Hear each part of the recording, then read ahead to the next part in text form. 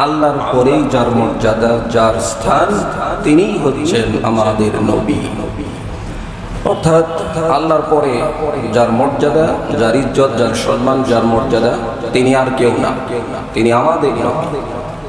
অমুকের পরে আমার অমুকের স্থান, আমার স্থান, আমার বাবার স্থান, আমার দাদার স্থান। তো আল্লাহর পরে আল্লাহ কত ক্ষমতাশীল, কত ক্ষমতাশালী, যিনি এই পুরো কায়নাতকে সৃষ্টি করছে, তারপরেই যার স্থান, তারপরেই যার মর্যাদা, তিনি অন্য কেউ না, তিনি আমাদের রাসূল। সেই রাসূলের উম্মত হতে পেরেছি বিনা দরখাস্তে। এই জন্য আবার বলি আলহামদুলিল্লাহ।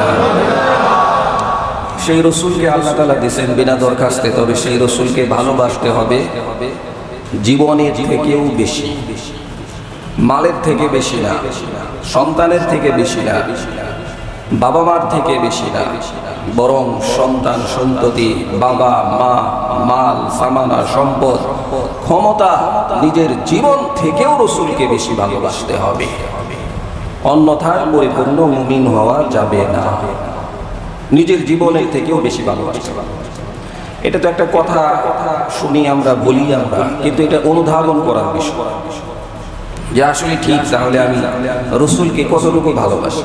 একটু চোখ বন্ধ করে দেখি যে আমার সন্তান থেকে আমি রসুলকে বেশি ভালোবাসি কিনা, আমার পিতা থেকে, মাতা থেকে, স্ত্রী থেকে বেশি ভালোবাসি কিনা, আমার সম্পদ থেকে রসুলকে বেশি ভালোবাসি কিনা, এমনকি আমার জান থেকে আমি রসুলকে বেশি ভালোবাসি কিনা।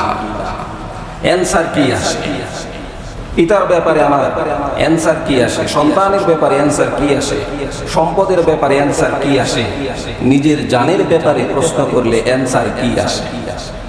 একটা মিনিট যে কোনো সময় একটু চিন্তা করে যে আসলে আমি রসুলকে কত ভালোবাসি, কতটুকু ভালোবাসি। অথচ রসুল বলছেন লা ইউমিনু আহাদুকুম, তোমাদের কেউ ততক্ষণ পর্যন্ত মুমিন হতে পারবে না যতক্ষণ পর্যন্ত আমি রসুলকে তার সন্তান, তার পিতা, তার ক্ষমতা, তার সম্পদ থেকে, তার জান থেকে বেশি ভালো না বাসবে, ততক্ষণ পর্যন্ত সে পরিপূর্ণ মুমিন হতে পারবে না। অনেক নামাজি কিন্তু রসুলকে ভালোবাসে না, তাহলে পরিপূর্ণ মুমিন হতে পারে না। অনেক দানশীল কিন্তু রসুলকে নিজের জীবন থেকে বেশি ভালোবাসে নাই, তাহলে পরিপূর্ণ মুমিন হতে পারবে না। অনেক যাকাত দেনেওয়ালা, হজ করনেওয়ালা, অনেক আমল করনেওয়ালা কিন্তু রসুলকে নিজের জান থেকে বেশি ভালোবাসে না, এখনো সে পরিপূর্ণ মুমিন হতে পারে না। এই হাদিস বলার পরে হযরত উমর রাদিয়াল্লাহু তাআলা আনহু, যার ব্যাপারে রাসূল বলছেন আমার পরে কেউ যদি নবী হইতো তাহলে উমর তুমি নবী হয়ে যেতে, সেই উমর বলতেছেন রাসূল আপনাকে আমি ভালোবাসি, ঠিক আছে, সন্তান থেকে, পিতা থেকে, কিন্তু নিজের জান থেকে না। রাসূল বলছেন এখনো পর্যন্ত তুমি উমর পরিপূর্ণ মুমিন হতে পারোনি। এইবার ওমর রাদিয়াল্লাহু তাআলা বলছেন ইয়া রাসূলুল্লাহ, এখন অনুভব করলাম আসলে আপনাকে জান থেকে না আরো কিছু থেকে বেশি ভালোবাসা দরকার। আমি আমার জান থেকে, মাল থেকে, সন্তান থেকে, পিতা থেকে, দুনিয়ার সব কিছু থেকে আপনাকে বেশি ভালোবাসি। রাসূল বলছেন এইবার তুমি পরিপূর্ণ মুমিন। এটা উমরের ব্যাপারে কথা। তা আমরা কোন জায়গায়? আমাদের ভালোবাসা রাসূলের ব্যাপারে কতটুকু? সাহাবায়ে কেরাম রিদওয়ানুল্লাহি তাআলা আলাইহিম আজমাইন, তারা রাসূলকে কেমন ভালোবাসে, কত ভালোবাসে, এক একজনের ভালোবাসার নমুনা কেমন ছিল। আবু বকর, ওমর, উসমান, আলী রাদিয়াল্লাহু তাআলা আনহু, অন্যান্য সাহাবীরা রাসূলকে কেমন ভালোবাসে, এই ভালোবাসা উদাহরণের শেষ নেই। এজন্য আল্লাহ বলেন কুল ইন কুনতুম তুহিব্বুনাল্লাহ ফাত্তাবিউনি ইউহিব্বুকুমুল্লাহ ওয়া ইয়াগফির লাকুম যুনুবাকুম আল্লাহু গফুরুর রহিম। তোমরা আল্লাহর ভালোবাসা পাইতে চাইলে রাসূলের অনুসরণ করো, তাহলে আল্লাহর ভালোবাসা পাবে, রাসূলের ভালোবাসাও পাবে, আর আমি তোমাদেরকে মাফ করে দেব। সাহাবায়ে কেরাম নিজের জান থেকে, মাল থেকে, সব কিছু থেকেই রাসূলকে বেশি ভালোবাসতেন। হযরত তালহা রাদিয়াল্লাহু তাআলা আনহু তিনি বলেন যে উহুদের যুদ্ধে আমার যেই ধনুক ছিল আমি তীর মারতেছিলাম, আর রাসূলের সামনে আমি দাঁড়িয়ে গেছি। রাসূল বারবার উঁকি মারতেছিলেন যে কি হয় দেখি। যুদ্ধের ময়দান, এবং উহুদের যুদ্ধ একটু এলোমেলো ছিল। রাসূল সাল্লাল্লাহু আলাইহি সাল্লাম বারবার উকি দিতেছিলেন। তো তালহা রাদিয়াল্লাহু তাআলা আনহু বলছেন যে আপনি উকি দিবেন না, আমি আপনার জন্য ঢাল হিসেবে আপনার সামনে দাঁড়িয়ে আছি। আমি থাকতে আপনার গায়ে একটা তীরও আমি বিদ্ধ হতে দিব না। যুদ্ধের পরে দেখা গেছে হযরত তালহা রাদিয়াল্লাহু তাআলা আনহুর গায়ে ৮০টিরও বেশি তীর বিদ্ধ হয়েছিল। নিজের বুক পেতে নিতে, গুলি আসতেছে তো নিজের বুক পেতে নিছে, তীর আসতেছে নিজের বুক পেতে নিছে, বর্ষা মারতেছে নিজের বুক পেতে, পিঠ পেতে নিছে, কিন্তু রসুলের গায়ে একটা ছিটা ফোঁটা, একটা তীরের আঘাতও লাগতে দেন না। এটাই রসুলের ভালোবাসা। আর রসুল যদি এখন আসে আর রসুলের শত্রু যারা, তারা যদি রসুলকে মারতে আসে, তখন আমরা কি করব? মসজিদে তো এক গেট, কোন দিক দিয়ে পালাবো? তাহলে কি রসুলের ভালোবাসা হবে? হবে না। রসুলের ভালোবাসা নিজের জান মাল থেকেও বেশি থাকতে হবে। আরেক সাহাবী তিনি বাগানে পানি দিচ্ছিলেন, শুনলেন যে রসুল ইন্তেকাল করেছেন, সাথে সাথে হাত উঠিয়ে দোয়া করতে লাগলেন, রব্বুল আলামিন, যেই চক্ষু দিয়ে আমি আমার নবীকে দেখছি, সেই নবী যেহেতু ইন্তেকাল করে গেছে, এই চক্ষু আমি আর চাই না, এই চক্ষু দিয়ে দুনিয়ার কোনো কিছুই আমি দেখতে চাই না, এখনই তুমি আমার চোখের আলো ফিরিয়ে নিয়ে নাও। কতক্ষণ পরেই সেই সাহাবী অন্ধ হয়ে গেছে। আর চাই না, রসুলকে দেখতে পারবো, আমার প্রিয় মানুষকে দেখতে পারবো না, আমি যাকে আদর্শ মানি তাকে দেখতে পারবো না, তো এই চোখ দিয়ে কি হবে? তো তারা জান থেকে বেশি ভালোবাসছে রসুলকে। আবু সুফিয়ান তখনও সে মুসলমান হয় নাই, সে অন্যান্য বাদশার সামনে রসুলের বিভিন্ন আলোচনা করতেছিল। এক পর্যায়ে বলতেছিল যে রসুল সাল্লাল্লাহু আলাইহি ওয়াসাল্লাম, এই হাদিস বর্ণনা করার সময় তিনি তখনও যেহেতু মুসলমান হন নাই, তিনি সাল্লাল্লাহু আলাইহি ওয়াসাল্লামও বলেন নাই, পরবর্তীতে বলা হয়েছে।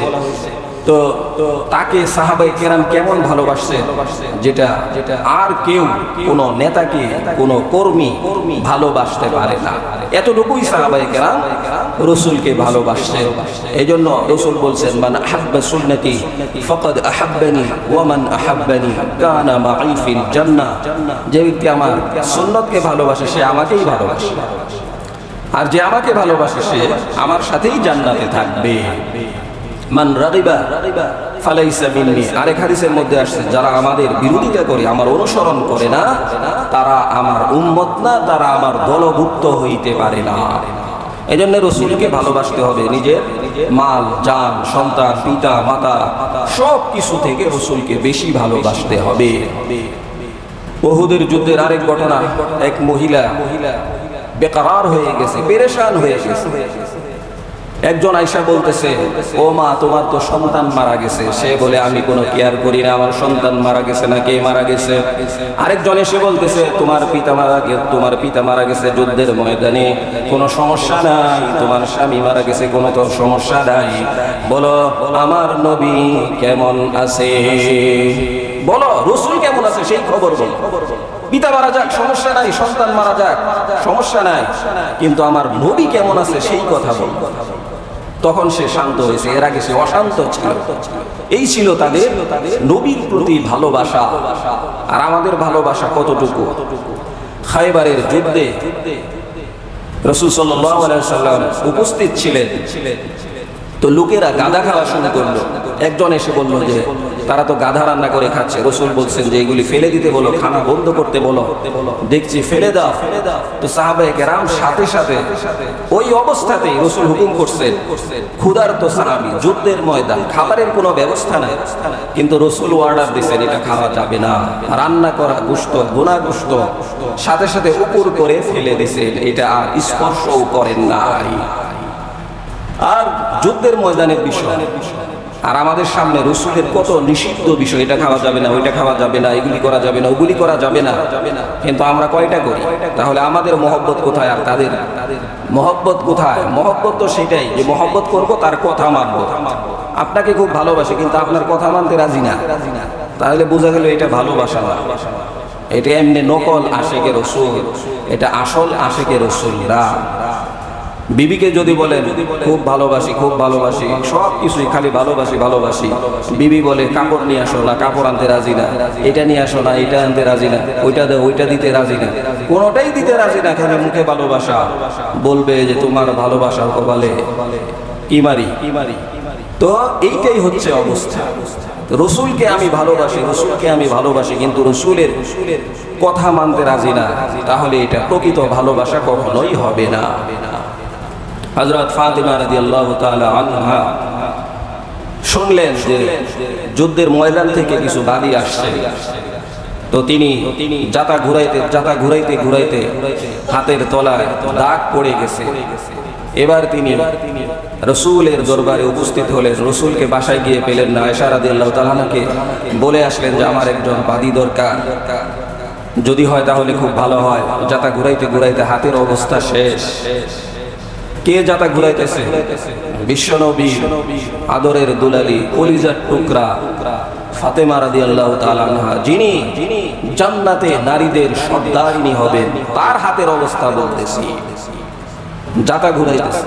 আর আজকে আমাদের মা বোনদের কি অবস্থা? কাজের মহিলা ছাড়া চলবেই না। এরপরে কয়েকদিন পরে ডায়াবেটিস, এই সেই, এবার হাঁটো, ওই বেপরদাও আসলো, সবই আবার অসুস্থ হয়ে। এগুলি তাদেরকে বুঝাইতে হবে। আমরা যদি মা ফাতেমা, খাদিজা, আয়েশা এদের জীবনী তাদেরকে পড়াইতাম, তাহলে তারা ইসলামের হুকুমগুলি মানতে বাধ্য হইত। কিন্তু আমরা তো তাদেরকে এগুলি দেই না, তাদেরকে এগুলি পড়াইতে হবে, এই সমস্ত বই। ফাতেমা রাদিয়াল্লাহু তাআলা আনহা এই কথা বলে চলে আসলেন। রসুল ঘরে আসার পরে আয়েশা রাদিয়াল্লাহু তাআলা আনহা বললেন যে আপনার মেয়ে আসছিল এই আবদার নিয়ে। রসুল ফাতেমার বাড়িতে গেলেন, কাছাকাছি বসলেন এবং বললেন যে দুনিয়ার কোনো কিছু দেওয়ার জন্য তোমার কাছে আমি আসি নাই, এর থেকেও আরো উত্তম কিছু যদি দেই তুমি নিতে রাজি আছো কিনা? ফাতেমা রাদিয়াল্লাহু তাআলা আনহা বললেন হ্যাঁ রাজি আছি। সেইটা কি? যে সেইটা হচ্ছে 3 তাসবিহ শোয়ার আগে তুমি 33 বার সুবহানাল্লাহ বলবে, 33 বার আলহামদুলিল্লাহ বলবে, 34 বার আল্লাহু আকবার বলবে। এইটা বাদী এবং দুনিয়ার মধ্যে যা কিছু আছে সব থেকেও এই পড়াটা তোমার জন্য উত্তম হবে। এটা আমরা পড়ি না, নামাজের পরেও পড়ি এবং শোয়ার আগে দিয়ে এই আমলটা করার চেষ্টা করব। তো আলী রাদিয়াল্লাহু তাআলা আনহু বললেন রাসূল এই আমল বলার পরে আমরা জীবনেও এই আমল কোনোদিন ছাড়ি নাই।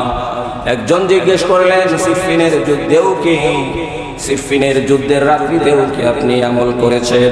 আলী বললেন হ্যাঁ, যেদিন আমার সাথে আমির মুয়াবিয়ার সাথে যুদ্ধ চলতেছিল, রাত্রিটা ছিল ভয়াবহ রাত্রি, মুসলমানদের মধ্যে যুদ্ধ।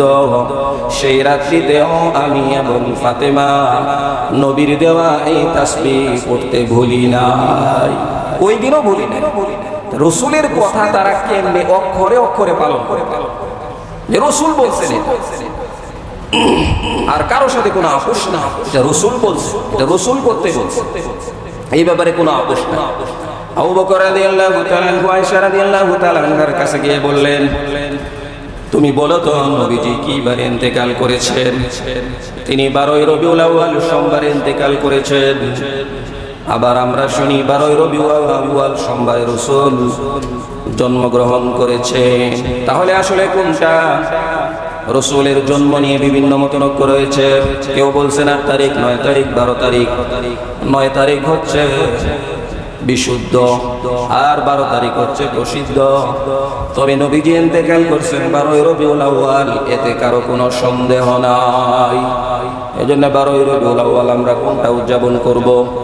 সোমবার কি উদযাপন করব? মরণেরটা না জন্মেরটা? এজন্য ইসলাম কোনোটাই সাপোর্ট করে না। জন্ম এবং মৃত্যু দিবস ইসলামে নাই, এগুলি খ্রিস্টানদের বানানো, এগুলি হিন্দুদের তৈরি করা, এগুলি মুসলমানদের শরীয়তের কোনো বিষয় নয়। আয়েশা রাদিয়াল্লাহু তাআলা আনহা বললেন সোমবারে নবীজি ইন্তেকাল করেছেন। আবু বকরের হিজরতের ঘটনা আমরা জানি, হিজরতে কত কষ্ট তিনি করেছেন নবীজির সাথে। তো আয়েশা যখন বললেন সোমবারে, আবু বকর রাদিয়াল্লাহু তাআলা আনহু বললেন তাহলে আজকে কি বার? বলে আজকেও তো সোমবার। আমার মনে চাচ্ছে আল্লাহর কাছে দোয়া করি যদি আজকে আমার জানটা আল্লাহ নিয়ে নিতেন তাহলে কতই না ভালো হতো। আয়েশা বলেন কারণ কি? আবু বকর বলেন তুমি এখনো বুঝতে পারো নাই, আমার নবী যাকে আমি আমার জানের থেকে মালের থেকে বেশি ভালোবাসি, তিনি যেহেতু সোমবারে ইন্তেকাল করছেন, এই জন্য আমারও মন চায় আমার মরণটাও যাতে সোমবারে হয়ে যায়। এত ভালোবাসা যে আজকে মাগরিবের আগে যাতে হয়ে যায়, মাগরিবের পরেই মঙ্গলবার শুরু হয়ে যাবে। আমি চাই এই মুহূর্তেই যাতে আমার মরণটা হয়ে যায়, তাহলে সোমবারের মরণ আমি পাবো। এতটুকু রসুলকে তারা ভালোবাসতে, কেমন ভালোবাসা ছিল। আমর ইবনুল আস রাদিয়াল্লাহু তাআলা আনহু তিনি বৃদ্ধ হয়ে গেছেন। সাহাবীরা জিজ্ঞেস করলেন আপনি তো রসুলের কাছে বারংবার যান, বলেন তো রসুলের অবয়ব কেমন ছিল, নাকটা কেমন ছিল, চোখটা কেমন ছিল, চেহারাটা কেমন ছিল? আমর ইবনুল আস রাদিয়াল্লাহু তাআলা আনহু বলেন আমি রসুলের কাছে বারবার গেছি, কিন্তু এত ভক্তি করতাম, এত শ্রদ্ধা করতাম আর এত ভালোবাসতাম, রসুলের দরবারে গিয়ে ঠিকভাবে রসুলের চেহারার দিকে তাকিয়ে থাকতে পারতাম না। এত ভালোবাসতাম। বেশি শ্রদ্ধা আছে না, যে বেশি শ্রদ্ধায় মাথা অবনত, মাথা তুলতে পারে। কয় মাঝে মাঝে রসুলকে দেখছি, কিন্তু পুরাপুরি এতটুকু দেখতে সাহস পাই নাই রসুলের চেহারার দিকে তাকায় থাকতে। রসুলকে আমি এত ভিতর থেকে ভালোবাসছি, এত শ্রদ্ধা করছি। এই ছিল সাহাবায়ে কেরামের ভালোবাসা। কুলিং কুনতুম তুহিব্বুনাল্লাহ ফাত্তাবিউনি ইউহিব্বুকুমুল্লাহ। বুখারীর হাদিস, হযরত জাবির রাদিয়াল্লাহু তাআলা আনহু বলেন আমার বাবা আব্দুল্লাহ উহুদের যুদ্ধের ময়দানে যাবেন, আমাকে ডাকলেন, ও যাবেন, হতে পারে এটাই তোমার সাথে আমার শেষ দেখা, কিছু ওসিয়ত করি, নসিহত করি। সন্তান সন্ততি আরো তোমরা যারা আসো, আসো আমার কাছে আসো। আমি জাবেরকে বেশি ভালোবাসি। দুনিয়াতে যত মানুষ আছে, মাল সামান আছে, সম্পদ আছে, ও জাবের হয়তোবা যুদ্ধের ময়দান থেকে আর আসতে পারবো না। শেষ কথা বলে যাচ্ছি, আমি তোমাকে সবচেয়ে বেশি ভালোবাসি। সন্তানকে পিতা বলতেছে, তো সন্তানের জন্য কত গর্বের বিষয় যে আমার বাবা মরণের সময় আমাকে বলছে আমাকে বেশি ভালোবাসে। কত সুন্দর কথা। তবে আরেকটা কথা শোনো, তোমাকে সারা দুনিয়ার সব কিছুর থেকে বেশি ভালোবাসি। এখানে তবে আছে, তবে আছে, তবেটা হইল রসুলের থেকে বেশি ভালোবাসি না, তোমার থেকে আরো অনেক গুণ বেশি আমি রসুলকে ভালোবাসি। সমস্ত সাহাবীদের কথা একটাই, রসুলকে বেশি ভালোবাসি, রসুলকে মহব্বত করি। রসুলের মহব্বতে তাদের দিল পরিপূর্ণ ছিল, এখানে অন্য কারো অংশ ছিল না। এজন্য ভালোবাসতে হবে রসুলকে, ভালোবাসার মতো ভালোবাসা। রাসূল সাল্লাল্লাহু আলাইহি ওয়াসাল্লাম ভালোবাসার পাত্র। মানুষ যত কারণে ভালোবাসতে পারে একজন মানুষকে, সকল গুণ আমার আপনার নবী, বিশ্ব নবী মুহাম্মদ আরবি রাসূলুল্লাহ সাল্লাল্লাহু আলাইহি ওয়াসাল্লামের মধ্যে ছিল। রসুলকে ভালোবাসবো না, বাসবো কাকে? এই জন্য রসুলের মহব্বত, রসুলের ভালোবাসা আমার দিল পরিপূর্ণ থাকবে।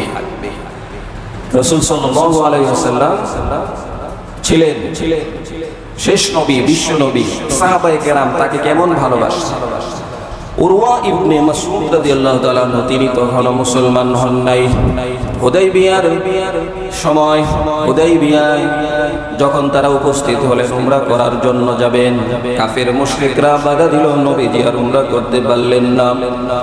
উরওয়া ইবনে মাসউদ রাদিয়াল্লাহু তাআলা আনহু তখনও মুসলমান হন নাই। কাফের মুশরিকরা তাকে পাঠাইলো, দেখে এসো নবীর কি খবর, সাহাবীদের কি খবর, একটু দেখে এসো। তো উরওয়া ইবনে মাসউদ দেখতে এলেন। দেখার পরে কাফের মুশরিকদেরকে গিয়ে বললেন, আমি কায়সারের কাছে গেছি, কিসরার কাছে গেছি, পারস্য রাজাদের রাজদরবারে গিয়েছি। সেখানে রাজাকে প্রজারা এত ভালোবাসে না। আমি রুমে গেছি, রুমের বাদশার সামনে গেছি, রাজ দরবারেও গেছি, সেখানেও দেখছি রোমের মানুষেরা তাদের রাজাকে এত ভালোবাসে না যতটুকু ভালোবাসে নবীর সাহাবীরা তাদের নবীকে। সব জায়গায় এত নেতা দেখলাম, তার কর্মীরা এত ভালোবাসে না, বিপদে পড়লেই সবাই সরে পড়ে। কিন্তু আমার নবীর জন্য সাহাবায়ে কেরাম জীবন দিতে কখনোই কার্পণ্য করেন নাই। তাহলে তুমি কি দেখছো বলো? যে দেখলাম রাসূল যদি থুতু ফেলার ইচ্ছা করে, যত সাহাবী সামনে থাকেন সবাই হাত বাড়াইয়া দেয়, আমার নবীর থুতু মাটিতে পড়ার সুযোগ নাই। সাহাবায়ে কেরাম কে নিবেন থুতু? হাতের মধ্যে নিয়ে চেহারার মধ্যে মাখায় আর শরীরের মধ্যে মাখায়। রাসূলকে তারা জান থেকেও বেশি ভালোবাসে। শুধু তাই না, রাসূল ওযু করার পরে যেই পানিটা অবশিষ্ট থাকে সেই পানিটা নেওয়ার জন্য তাদের মধ্যে একটা লড়াই শুরু হয়ে যায়, কাড়াকাড়ি শুরু হয়ে যায়, কে নিবে ওই পানি, কে খাবে ওই পানি। তারা এতটুকু রাসূলকে ভালোবাসে। শুধু তাই না, আরেকটা ঘটনা দেখলাম, নাপিত আসলো রাসূলের চুল কাটার জন্য। সেই চুলগুলি কোথায় পড়বে? মাটিতে একটা চুল সাহাবায়ে কেরাম পড়তে দিল না। সমস্ত সাহাবীরা হাত পেতে দিছে চতুর্দিকে, একটা চুলও আমি মাটিতে পড়তে দেখি নাই। তারা রাসূলকে কেমন ভালোবাসে! নিজের জান থেকে, নিজের মা, নিজের সব কিছু থেকে রাসূলকে তারা বেশি ভালোবাসে। রাসূলের ভালোবাসায় নিজের অন্তর পরিপূর্ণ থাকতে হবে। মানে হাব্বা সুন্নতি ফাকাদ হাব্বানি ওয়া মান হাব্বানি কানা মাই ফিল জান্নাহ। রাসূলের মুহাব্বত, রাসূলের সুন্নাহর অনুসরণ করলে, রাসূলকে ভালোবাসলে, তাহলে রাসূলের সাথে একসাথে জান্নাতে থাকা যাবে। রাসূলকে ভালোবাসতে হবে নিজের জান দিয়ে, নিজের মাল দিয়ে। ওয়াক্কাসা রাদিয়াল্লাহু তাআলা আনহু, তিনি বসা ছিলেন, অন্যান্য সাহাবায়ে কেরাম বসা ছিলেন। ওয়াক্কাসা রাদিয়াল্লাহু তাআলা আনহু সুযোগ বুঝে কূপ মেরেছেন। নবীজি ঘোষণা করলেন, হয়তোবা বেশি দিন বাঁচবো না, 11 দিন পর্যন্ত আমি অসুস্থ। নবীজি ইন্তেকালের পূর্বে 11 দিন বা 13 দিন অসুস্থ ছিলেন, তারপরেও নামাজ ছাড়েন নাই। সাহাবীদের কাঁধে ভর করে তারপরে মসজিদে জামাতে নামাজ আদায় করেছে। আর আমরা, আমাদের তো কোনো অজুহাতই লাগে না। ফজরে মুসল্লি নাই, জোহরেও মুসল্লি নাই, আসরেও মুসল্লি নাই, মাগরিব এশাতেও মুসল্লি নাই। হয়তো বা আছে বিভিন্ন জায়গায় নামাজ পড়েন, কিন্তু এত কম হওয়ার কথা না। আর ফজরে তো কোনো অফিস নাই, তাহলে ফজরে কোন অফিস? ফজরে হইল ঘুমের অফিস। এলার্ম দিয়েই রাখে 8টার আগে, কিন্তু আল্লাহ আমি উঠতে পারবো না, আগে এলার্ম দিয়ে রাখছে। এই অবস্থায় যদি মারা যায় তাহলে কেমন হবে? আমি আল্লাহর একটা আদেশ মানবো না, এটা নিয়ত করি, কিন্তু ঘুমাইলাম। আর আমি দোয়া চাই, হুজুর দোয়া কইরেন জান্নাতে যাইলেও যাইতে পারি। জান্নাত মনে হয় মামুর বাড়ির মোয়া, চিনি না, গুড় দিয়া খাইতেই হবে সেটা, এমন অবস্থা না। আমি ইচ্ছা করছি মোবাইল বন্ধ করছি, আবার ইচ্ছা করছি ফজর যায় যাক, যত হুকুমি আল্লাহ দেখ না কেন 82 বার কে আরো যদি 100 বার 1000 বার বলে, তারপরেও আমি ফজর আগামীকাল পড়ব না। আগামীকাল আমি এলার্ম দিছি 10টায়, আমি পড়ব না। ইচ্ছা করেই আল্লাহর হুকুমের অবাধ্য হই, তারপরে ঘুমের ঘরে গেলাম। ঘুমটা হলো ছোট মৃত্যু। হাদিসের মধ্যে আসছে এই ছোট মৃত্যুর মধ্যেও কিন্তু বড় মৃত্যু হয়ে যেতে পারে, ঠিক কিনা? হয়ে যায় অনেকেরই। ঘুমাইছিল ভালোই, কিন্তু আর কথা বলে না। ঘুমাইছিল ভালোই, হাতটা কাজ করে না, আগের মতো প্যারালাইসিস হয়ে গেল। তাহলে নামাজ আমি আর করতে পারবো না। এই জন্য আল্লাহর হুকুম মানবো না, এই ধরনের ইচ্ছা করেও ঘুমাবো না। কমপক্ষে এতটুকু হওয়া দরকার। এলাম আমি দিলাম না, আল্লাহ আপনি উঠে দিয়েন, উঠলে আমি নামাজ পড়ব, যদিও এটা জায়েজ না, তারপরে ওইটার থেকে বেটার। কিন্তু আমি এলামি দিলাম এমন ভাবে যাতে কেউ ডিস্টার্বও না করে, এলামিও ডিস্টার্ব না করে, আমি ফজর করব না, এটাই আমার সিদ্ধান্ত। তাহলে কেমন হবে? ওয়াক্কাস রাদিয়াল্লাহু তাআলা আনহু আছেন, অন্যান্য সাহাবীরা বসে আছেন। নবীজি বললেন, আর বেশি দিন মনে হয় বাঁচব না। যদি কেউ কোনো কিছু পাওনা থেকে থাকো তাহলে আমার কাছ থেকে বদলা নিয়ে নাও। আর আমার সাথে কেউ যদি কিছু করে থাকো আমি মাফ করে দিলাম। সদকায়ে জারিয়া, সদকা হিসাবে আমার আমলনামায় সেটা উঠে যাবে। ওয়াক্কাসা সমস্ত সাহাবীরা চুপচাপ, কেউ কোনো বদলা নিবে এমন কেউ কিছু বলতেছেন না। পিছন থেকে একজন হাত উঠাইলেন, সাহাবীরা আশ্চর্য হয়ে গেলেন, এত বড় সাহস, নবীজির থেকে বদলা নিবে, এটা কেমন মানুষ, কেমন সাহাবী, এটা কে হইতে পারে? গত জুমায় রুমালের আয় আসছিল 10,000 টাকা, 10,000 চলতেছে, আমরা একটু বাড়াই দিই সবাই। রুমাল যখন যায় মসজিদের, আমরা বেশি বেশি দান করার চেষ্টা করি, আল্লাহ তাআলা তৌফিক দান করুন। ওয়াক্কাস রাদিয়াল্লাহু তাআলা আনহু হাত উঠাইছেন, অন্যান্য সাহাবীরা আশ্চর্য, এত সাহস কেমনে হয় নবীজির থেকে বদলা নিবে? তো তিনি বললেন, হ্যাঁ আমি বদলা নিব। কিসের বদলা নিবে? অন্যান্য সাহাবীরা তাকে মারতে যাবেন, তেড়ে যাবেন। নবীজি বললেন, না আমি তো অনুমতি দিয়েছি, তোমরা তাকে ডিস্টার্ব করবে না। আচ্ছা ঠিক আছে, তোমার কি অভিযোগ? তুমি আমার কাছ থেকে বদলা নিয়ে নাও। তো তিনি বললেন, এক যুদ্ধের মধ্যে আপনার চাবুক এসে, আপনার একটা লাঠি এসে আমার পিঠের মধ্যে আঘাত করেছে, কিন্তু আপনি দেখেন নাই, যেহেতু চোটটা লাগছে, এটার প্রতিঘাত আমি চাই, এটার মোকাবেলা আমি করতে চাই, এটার বদলা আমি নিতে চাই। ঠিক আছে, তুমি তোমার বদলা নিয়ে নাও, এই যে আমার পিঠ। তিনি বললেন যে না, যখন আপনি আঘাত করেছিলেন ভুলবশত, সেই সময় আমার শরীর খালি ছিল, শরীরে কোনো কাপড় ছিল না। আপনার গায়ে যেহেতু জামা আছে, জামার উপর দিয়ে আমি আঘাত করব না, জামা খুলেন, তারপরে প্রতিশোধ নেব। সাহাবায়ে কেরাম আশ্চর্য হয়ে গেলেন, এটা কেমন সাহাবী? অনেকেই মনে করিয়ে দিলেন, ওয়াক্কাসা তুমি কি সেই সাহাবী না যার ব্যাপারে নবীজি বলছেন 70,000 বিনা হিসাবে জান্নাতে যাবে? তখন তুমি বলছিলে, রাসূল আমাকে অনুমতি দেন, আমার নামও যাতে সেই লিস্টির মধ্যে থাকে। রাসূল বলছেন, রাসূল দোয়া করছেন, সাথে সাথেই কবুল। আমরা অন্য সাহাবীরা আবদার করছিলাম, রাসূল বলছেন আর কবুল হবে না। ওয়াক্কাসা যেহেতু আগে আবদার করছে, তারটা কবুল। 70,000 উম্মতের মধ্যে বিনা হিসাবে ওয়াক্কাসা জান্নাতে চলে যাবে।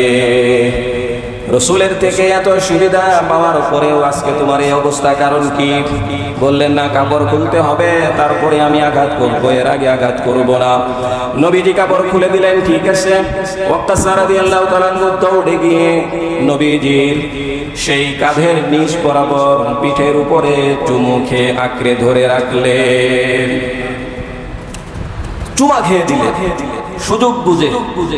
এরপরে সাহাবায়ে কেরাম বললেন, কি ব্যাপার? কই এইটাই আমার প্রতিশোধ, আসলে রাসূলের থেকে প্রতিশোধ নেব, এই সাহস আমার কোনোদিন হতে পারে না, হবেও না। আমি সুযোগ বুঝে খালি গায়ে রাসূলের শরীরে একটু চুমু দেওয়ার চান্সটা নিয়ে নিলাম।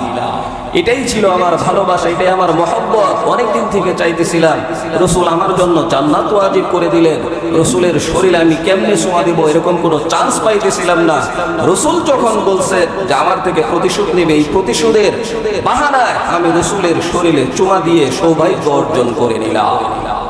সাহাবায়ে কেরাম বললেন, যে হ্যাঁ এটাই চান্স, এটাই সুযোগ, এটাই বুদ্ধিমানের কাজ। তো রাসূলকে তারা এইভাবে ভালোবাসে। রসুলের ভালোবাসায় ছিল তাদের অন্তর পরিপূর্ণ। লা ইউমিনু আহাদুকুম হাত্তা আকুনা আহাব্বা ইলাইহি মিন ওয়ালিদিহি ওয়া ওয়ালাদিহি ওয়ান নাসি আজমাইন। ততক্ষণ পর্যন্ত তোমাদের কেউ মুমিন হতে পারবে না যতক্ষণ পর্যন্ত আমি রসুলকে তোমার বিবি থেকে, তোমার সন্তান থেকে, তোমার পিতা থেকে, তোমার মাল থেকে, তোমার ক্ষমতা থেকে, তোমার জান থেকে বেশি ভালো না বাসবে। চিন্তার বিষয়, আমার সন্তানকে আমি কতটুকু ভালোবাসি। একবার চিন্তা করে, আমার সন্তানরে কেউ কিছু বললে আমার মাথা ঠিক থাকে না, আমার বাবারে কেউ গালি দিলে আমার মাথা ঠিক থাকে না। আমি কি পারবো কি পারবো না সেটার চিন্তাও করি না। তোরে খাইছি, তোরে দেই গেলাম, তোরে যে কি করব, যত ধরনের হুমকি আছে। আমার বাবারে তুই এটা কইছস, আর যদি আমার নেতারে তুই এটা কইছস খবর আছে, তাহলে আমার বাবা থেকে, আমার সন্তান থেকে, আমার নেতা থেকে হচ্ছেন আমার রাসূল সম্মানিত এবং মর্যাদাবান। সেই রাসূলকে কেউ যদি অপমান করে, সেই রাসূলকে কেউ যদি কটূক্তি করে, আমরা তাদেরকে ছাড়বো না।